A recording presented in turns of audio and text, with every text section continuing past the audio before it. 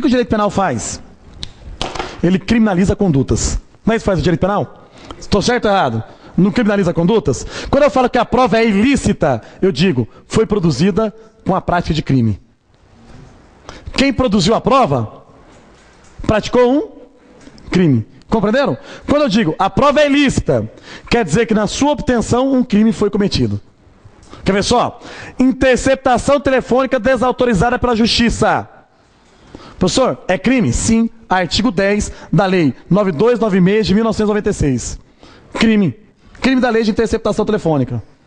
Professor, eu pego um indivíduo, porque eu assisti um filme, quando eu era menino, adolescente. Aí eu quero exercer essas técnicas também, né, de filme, na minha atividade policial. Aí eu pego um indivíduo, infrator da lei, aí eu tenho uma sacola plástica nas proximidades, a sacola é para mim, eu olho para ela, tal, eu pego a sacola e coloco na cabeça da criança lá, do indivíduo. Seguro ele, seguro a sacola, dificultando, né, que ele respire. Professor, aí eu solto e pergunto, e aí? Onde você escondeu a arma? Né? Não escondeu a arma. Aí a pessoa não responde, você coloca de novo a sacolinha, segura e vai indo.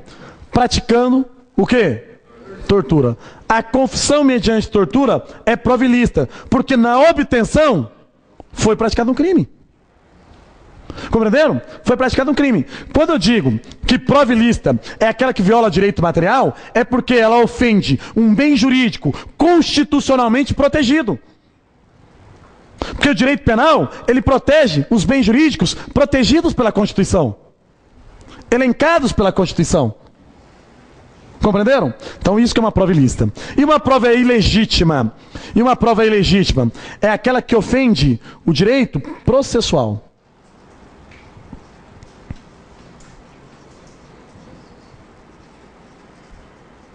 Como assim, professor? Ofende o direito processual? É tipo assim, ofende a lei. Mas a obtenção dessa prova não é crime. Entenderam não, gente?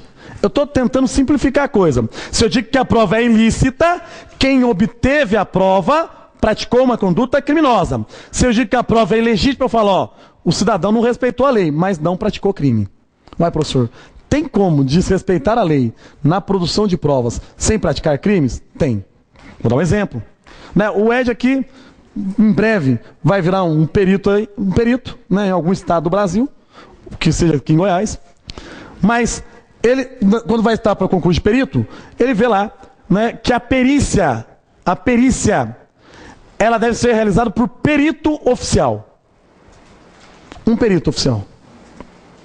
E na falta deste, por duas pessoas idôneas, portadoras de diploma de curso superior, que farão o compromisso de bem e fielmente desempenharem o encargo. Aí é o seguinte, aí você vai passar um concurso aí e tal, vai estudar mais um dia, vai virar delegado. Está lá na delegacia, delegado de polícia. Só que é o seguinte, delegado de início de carreira só se ferra. Você não vai trabalhar na delegacia da capital, você vai lá pra puta que pariu. Aí quem que tem lá pra auxiliar você na delegacia? Só você e você mesmo. E mais um agente lá, um escrivão. Pronto. Toda a equipe policial, o delegado, o agente e o escrivão, a cidade inteira. Beleza? Aí é o seguinte, ocorreu um crime na localidade. Se é na cidade inteira, cadê o perito? Não tem. Não tem perito na cidade. Não tem profissional, agente público, para exercer a perícia do crime. Aí você fala, preciso escolher pessoas que possam realizar essa perícia. Aí se é na cidade inteira, o negócio é complexo. Só acha um cara lá que dá conta de fazer o negócio. Só tem um. Só tem um. Mas o Código de Processo Penal exige 2 quando não for perícia oficial. Você fala assim, mas eu não posso deixar de fazer. Como faz? Só tem esse cara. O que você faz? Você designa, meu irmão, pelo amor de Deus, não rejeita essa porra. Faz pra minha perícia. Aí o cara fala assim, o doutor, é o delegado. Vou fazer, doutor. Vai lá, faz a perícia todinha, monta o laudo pericial, tudo bonitinho, entrega. Pá. A perícia é ilegítima. Por que ela é ilegítima? Foi produzida por apenas um perito não oficial. Compreenderam? Agora, qual o crime o delegado produziu? Ou o perito sozinho? Nenhum. Pô, o delegado tá no desespero, tá na bosta lá, não tinha ninguém. Ele achou um, graças a Deus, para fazer, pelo menos. A prova é ilegítima, não é ilícita. Entenderam a diferença? Prova ilícita, quem a produz comete crime. Prova ilegítima, quem a produz apenas desrespeita a lei, sem, entretanto, praticar conduta típica. Joia? Agora vem pra cá, olha pro tio. Olha pro tio. Agora olha só, é exatamente o que eu vou falar. Você está me perguntando aqui exatamente o que eu vou dizer. O que diz a Constituição Federal em seu artigo 5º, inciso 56? Qual prova é inadmissível? Qual prova é inadmissível? Portanto, a ilegítima pode ser aceita. Compreenderam, gente? A prova ilícita que é inadmissível. A prova ilícita que é inadmissível. Isso significa que a prova ilegítima, ela pode ser aceita. Tá bem? Eu não estou dizendo que será. Eu estou dizendo que pode ser. Hã? Calma, vamos lá, vamos devagar, Débora. Que é isso? Né? Tá querendo expor todo o conhecimento aí, calma aí. Vem cá, volta pra cá, ó. Tem exceção, já vou trabalhar, tá? Deixa antes. Não, eu vou antecipar, vou trabalhar essa sua observação. Aproveitar. A Débora me fez a pergunta. Professor, não tem nenhuma exceção que a prova ilícita pode ser aceita? Não, tem. Só que é o seguinte, eu vou fazer toda uma construção para que você tenha uma compreensão. Então coloca aí observação. Coloca aí observação.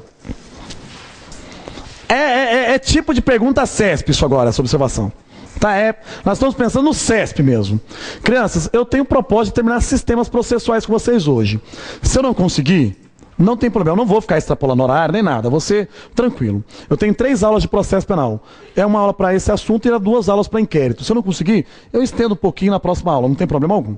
Tá bem? Sem nenhum tipo de melindre. Tá bem? Podem ficar tranquilos que o horário será respeitado. 1h30 só, depois de intervalo de aula, tá bom? Volta aqui. Como estava dizendo?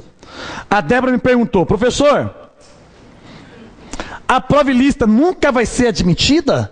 Ou tem alguma exceção? Tem exceção. Tem exceção, tá? Não foi bem assim que ela perguntou não, mas tá. Não foi bem assim não, né, Débora? Tá. Tem exceção. Qual é a exceção? A jurisprudência dos tribunais, inclusive do STF, admite a utilização da prova ilícita quando ela for a única existente e servir para a absolvição do réu e tiver sido obtida sem violência ou ameaça. Vamos ponderar. Tá eu, Rodolfo, sendo acusado de um crime. Só que eu sou inocente, porra. Certo? Eu sou inocente. Aí a testemunha lá não quer comparecer em juízo. Aliás, a testemunha não quer falar a verdade. O que eu pego e faço? Eu falo, filha da puta. Desgraça. Ou você fala a verdade ou eu mato sua família toda, porra. Porque eu não vou sustentar esse crime, não. Eu não pratiquei essa porra. Aí o cara vai lá, não, então beleza, eu vou falar a verdade agora, porque você falou, né, igual macho, né, coisa rara. Aí o cara vai lá e fala a verdade. Aí depois, descobre-se que ele havia sido ameaçado. Mesmo havendo uma verdade nessa informação, não dá para me atestar. Por quê? Porque a pessoa agiu sob ameaça. Estão entendendo? Agora vem cá, muda o exemplo. Eu estou sendo processado por um crime que sou inocente. A prova desse crime está na casa do Edgar. Certo? Está na casa do Edgar. E eu estou num momento de desespero na minha casa, com medo dessa prova sumir de lá. O que eu faço? Durante a noite, eu invado a casa do Edgar e subtraio essa prova e apresento em juízo, mostrando minha inocência. Houve invasão de domicílio? Houve. A prova é ilícita? Olha, é aí que está o problema. Quando a gente diz que a prova ilícita será admitida quando ela for a única existente e servir para absolver o réu, na realidade a prova em si não é ilícita. Porque eu não pratiquei crime na sua obtenção. Eu agi em estado de necessidade. Na verdade, não é bem uma prova ilícita. É uma prova legal. Embora eu tenha invadido o domicílio, eu invadi o domicílio em estado de necessidade. Eu estava na bosta. Eu ia ser condenado. Para não ser condenado, no desespero, eu decidi invadir a casa dele. Então a jurisprudência diz assim, ó, a prova ilícita será excepcionalmente admitida quando for a única existente e for benéfica ao réu. Ponto. Só que eu quero que você entenda que não é propriamente uma prova ilícita. Por que não é propriamente uma prova ilícita? Porque na sua obtenção, eu, Rodolfo, não pratiquei crime. Por que eu não pratiquei crime? Porque crime é fato típico, ilícito e culpável. Embora a conduta que eu tenha praticada seja fato típico, invasão do domicílio, não é ilícita, porque eu agi em estado de necessidade. Hã?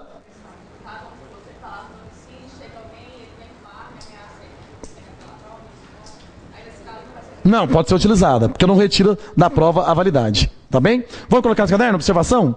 A prova ilícita será excepcionalmente admitida. A prova ilícita será excepcionalmente admitida quando for a única existente, e tiver sido obtida para beneficiar o réu.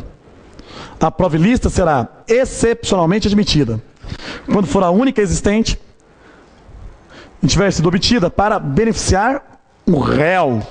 Para beneficiar o réu. E tiver sido obtida para beneficiar o réu. Quando for a única existente, tiver sido obtida para beneficiar o réu. Só um cuidado, por favor. Jamais, jamais ela será aceita para condenar. Quando for a única existente e tiver sido obtida para beneficiar o réu. Tá bem? E tiver sido obtida para beneficiar o réu. Eu só quero esta ponderação. Jamais ela pode ser utilizada para condenar. Tá bem? Para condenar. Meus queridos, vamos lá. Eu vou continuar e você vai segurando a onda junto comigo aí nessa aula, tá? Olha aqui. Vamos trabalhar a prova ilícita por derivação. Até recebi mensagem no celular perguntando sobre essa porra essa semana. Prova ilícita por derivação. Fala bem alto, queridão.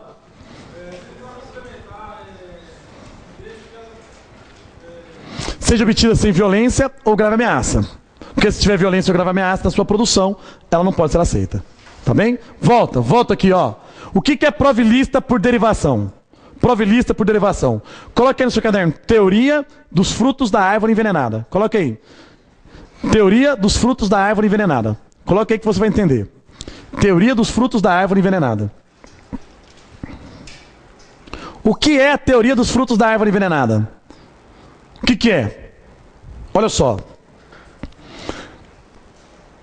Às vezes você olha para a prova e olhando só para ela, ela parece lícita.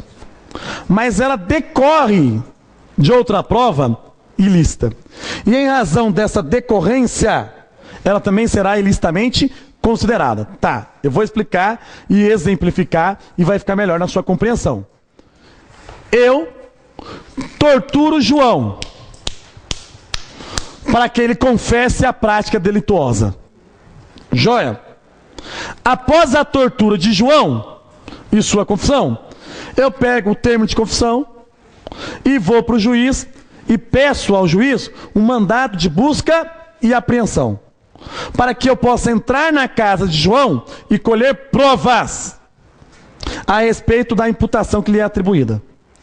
E com base nesse mandado de busca e apreensão, eu encontro lá objetos do crime. Estão entendendo, gente? Tranquilos. Quando eu olho só para busca e apreensão, aparentemente ela é a quê? Lícita. Porque ela foi realizada com ordem judicial. Para que haja busca e apreensão domiciliar, faça necessário o quê, gente? Ordem judicial. Ocorre, entretanto, que a busca e apreensão só ocorreu e só foi deferida pelo juiz em razão de uma confissão obtida mediante o quê? Tortura. Logo, a busca e apreensão decorre de prova ilícita. Portanto, ela também é ilicitamente considerada. Isso é a prova ilícita por derivação. Como a busca e apreensão deriva de uma confissão obtida mediante tortura, a busca e apreensão também é prova ilícita. Compreenderam, gente? Por isso que é a teoria dos frutos da árvore envenenada. O que é essa teoria dos frutos da árvore envenenada? Se a árvore está podre, os seus frutos também estarão. Joia? Ou seja, aquelas provas aparentemente lícitas que decorrem de outras provas ilícitas deverão ser ilicitamente consideradas. Coloque no seu caderno. As provas aparentemente lícitas decorrentes de outras ilícitas, as provas aparentemente lícitas. As provas aparentemente lícitas, decorrentes de outras ilícitas, decorrentes de outras ilícitas, deverão ser ilicitamente o quê, gente? Deverão ser ilicitamente consideradas. As provas aparentemente lícitas, decorrentes de outras ilícitas, deverão ser ilicitamente consideradas.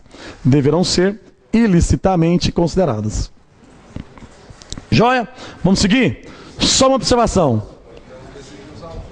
Hã? Ou uma observação. Só uma observação. Observação. Fonte independente.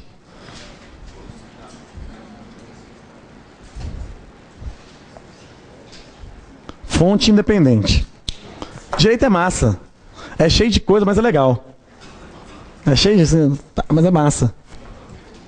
Vocês não têm noção o quanto de pessoas que já passaram por aqui e depois de ter estado aqui foram para as faculdades de Direito. Assim, eu era formado em Educação Física. Depois eu vou fazer Direito. Eu era formado... Não foi sacanagem não, cara. Foi só um exemplo. Foi só um exemplo. Aí, eu sou formado, não sei o que, depois vai fazer Direito. E aí vai indo, sabe? É muito comum, né? As pessoas veem que fizeram a escolha ruim na vida, porque o Direito é muito melhor, realmente, eu tenho que concordar. Né? Tô sacaneando, eu curto pra caramba o Direito. Mas cada um tem um perfil, né? Mas eu sou apaixonado, então seria até da minha parte injusto falar diferente. Eu acho que eu não poderia ter feito escolha melhor do que ter feito uma faculdade de Direito, porque tem tudo a ver comigo mesmo, sabe? Tudo a ver comigo. É o meu estilo, é a ciência que eu gosto e eu sou muito bem sucedido, acho, nessa área por conta disso. Até não sei se eu comentei com vocês, mas eu fiquei muito lisonjeado. Comentei isso para vocês ontem. Eu fui lembrado eu falei isso aqui para vocês? Eu fui lembrado numa pesquisa, cara, que teve aqui em Goiânia, como professor... Não é referência. Falava admirado. Pô, achei massa demais. Como professor admirado na matéria de Direito Penal em Goiânia. Na verdade, teve lá as votações. Eu nem sabia da porra dessa votação. Eu fiquei sabendo que houve ela porque alguém que viu me mandou. Uma aluna viu, me mandou no Face. Olha aqui, professor, estão citando seu nome. Eu, como assim, né? Fiquei até preocupado. O que estão sabendo de mim, né? Era a respeito disso. Eu fui citado como professor admirado na matéria de Direito Penal e como preparatório admirado em Goiânia. Então, em 2 momentos ali a gente foi citado. Eu fiquei muito feliz com isso. Vou dizer qual a razão. Porque eu fui depois saber da onde veio essa pesquisa. Não veio entre o público igual a vocês, pessoas que se preparam para concurso. A pesquisa foi feita entre profissionais do direito. Pessoas que já vivem no universo jurídico. Então, assim, é um público que eu tenho pouco relacionamento. Mas mesmo tendo pouco relacionamento, eu consegui ainda ser lembrado. O que me deixou num momento, assim, de muita alegria e de muita felicidade, né? Eu quase falei assim, eu vou montar uma faculdade agora. Vamos lá, volta aqui, gente, ó. O que é a fonte independente, João? O que é a fonte independente? O que é a fonte independente? Fonte independente é o seguinte, gente. Volto para aquele exemplo que eu estava dando da busca e apreensão, certo? Imagina que a polícia esteja fazendo uma interceptação telefônica autorizada pela justiça. Tudo nos conformes, dentro da legalidade. Só que, no correr ali das ações, alguém foi preso em flagrante. Então, imagina uma organização criminosa, olha para mim, está realizando lá, então, uma interceptação telefônica, e a polícia prende um desses infratores em flagrante. Prende, e aí na hora que vai com o cara para delegacia, o que a polícia faz? Taca-lhe pau. Tortura. Joia? Tortura. E aí essa pessoa conta que tem provas de crime numa residência X. Joia? E a polícia solicita, com base nessa confissão, a busca e apreensão. Ocorre que, ainda no curso da interceptação telefônica, então observe, vamos tentar colocar isso dentro de lapso temporal. está tendo uma interceptação telefônica, ela já ocorre, a interceptação está em curso, estão entendendo? E ela é legítima, ela é legal. E a polícia prende alguém, tortura, e com base na tortura descobre que tem provas de crime em uma residência. Só que esta confissão é prova ilícita, por ter sido obtida mediante o que, gente? Tortura. Entretanto, durante a interceptação telefônica, surgem conversas apontando a existência de provas ilícitas na mesma residência. Olha, imagine então que a força policial tenha conseguido uma ordem judicial para invadir aquela residência e buscar aquelas provas com fundamento na confissão obtida mediante tortura. Você vai me dizer, a busca e apreensão é prova ilícita, professor. Não é. Porque havia uma fonte independente que por si só conduziria essas provas. E qual que era essa fonte independente? A interceptação telefônica que estava sendo realizada. A fonte independente rompe o nexo de causalidade entre a prova ilícita e a prova dela derivada, fazendo com que a prova derivada seja independente. E por ser independente, não será ilicitamente considerada. Compreenderam ou não? O que é a teoria da fonte independente? Se, segundo os trâmites legais, por si só, se chegaria àquela prova, não haverá nexo de causalidade entre a prova ilícita e a prova derivada, pois a prova derivada foi obtida por fonte independente. Compreenderam o que é a teoria da fonte independente? Vamos lá, coloque seu caderno. Coloque seu caderno. Se, de acordo com os trâmites legais, for possível se chegar a uma prova, se, de acordo com os trâmites legais, for possível chegar a uma prova,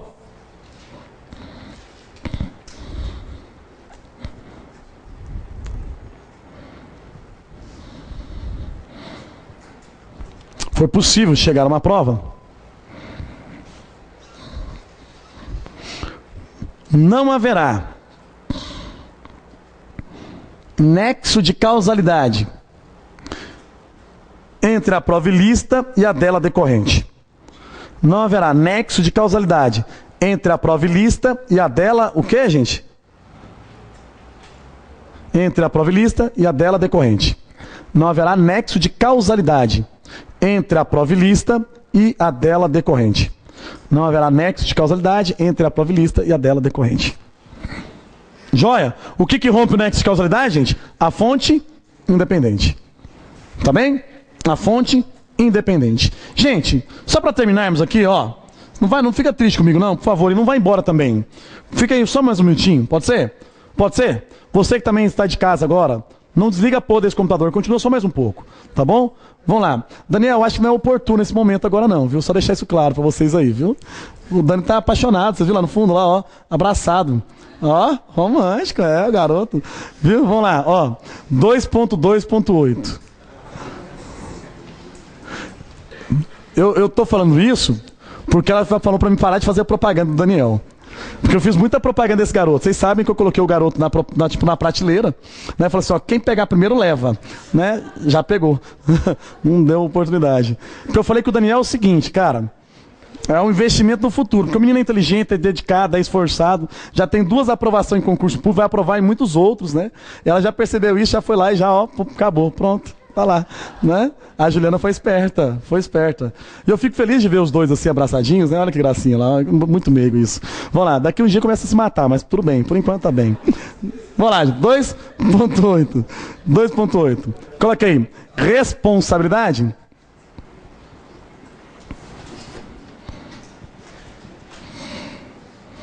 Pessoal.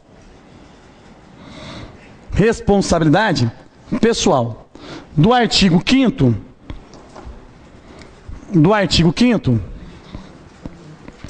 inciso de número 45 da Constituição Federal. Aqui é rápido, não vou perder tempo, tá bom? Muito rápido. O princípio da responsabilidade pessoal também é conhecido como princípio da intranscendência. Da intranscendência. Tá bom? Princípio da responsabilidade pessoal ou da intranscendência. Gente, você lembra que eu falei no começo da aula que o assunto era simples, mas ele era muito importante? Prova disso que eu não consegui nem concluir na aula de hoje. Nem concluir. E olha que eu vim na minha cabeça assim hoje, ó. Sabe como que eu vim no carro, a caminho daqui? Assim, como eu vou fazer para me gastar todo o tempo de aula com esse conteúdo? Na verdade, foi absolutamente o contrário do que eu estava pensando. Eu não consegui, dentro do tempo de aula, trazer todo o conteúdo para vocês. Vamos lá, vamos voltar? O que é o princípio da intranscendência ou da responsabilidade pessoal? O artigo 5º, inciso 45 da Constituição diz: nenhuma pena passará da pessoa do condenado, podendo a obrigação de reparar o dano ou a decretação do perdimento de bens se estender aos herdeiros até o limite do patrimônio que a eles for transferido. Então, olha só. A pena é pessoal. Ela só fica com o condenado. A pena é pessoal. Ela só fica com a pessoa do, o quê, gente? Condenado. Agora, a obrigação de reparar o dano e a decretação de perdimento de bens, que são sanções civis, elas se estendem aos herdeiros, mas somente até o limite o quê? Da herança. Vamos colocar esse caderno? A pena é pessoal e não passará da pessoa do condenado. A pena é pessoal e não passará da pessoa do condenado. Vírgula, mas a obrigação de reparar o dano, a pena é pessoal e não passará da pessoa do condenado. Mas a obrigação de reparar o dano e a decretação do perdimento de bens, mas a obrigação de reparar o dano e a decretação do perdimento de bens, mas a obrigação de reparar o dano e a decretação do perdimento de bens se estendem aos herdeiros até o limite da herança. Mas a obrigação de reparar o dano e a decretação do perdimento de bens se estendem aos herdeiros até o limite da herança. Última observação e você vai embora. Tá? Última observação e você vai embora. Mas a obrigação de reparar o dano e a decretação do perdimento de bens estendem-se aos herdeiros até o limite da herança. Até o limite da herança. Qual que é a observaçãozinha aqui, meu querido? Querido e querida. Olha só. Qual que é a observaçãozinha? Simples ela, hein? Simples, ó. Doce. Doce é quanto a pena de multa. Pena de multa. Isso aqui caiu na prova PMDF, que a Funiversa realizou em 2013. Foi uma questão da PMDF da Funiversa 2013. A multa é pena no direito penal. E como pena, é pessoal. Não passa da pessoa do condenado. Professor, mas não é obrigação de reparar o dano? Multa é pena. E como pena, morre com o condenado. Beleza? Então, a pena de multa não passa da pessoa do condenado. A pena de multa não passa da pessoa do condenado. Gente, só para colocar no caderno, para nós não nos perdermos na próxima aula. Pode ser? A pena de multa não passa da pessoa do condenado. Então, agora só para colocar. Tá bem? Sistemas. O que, gente?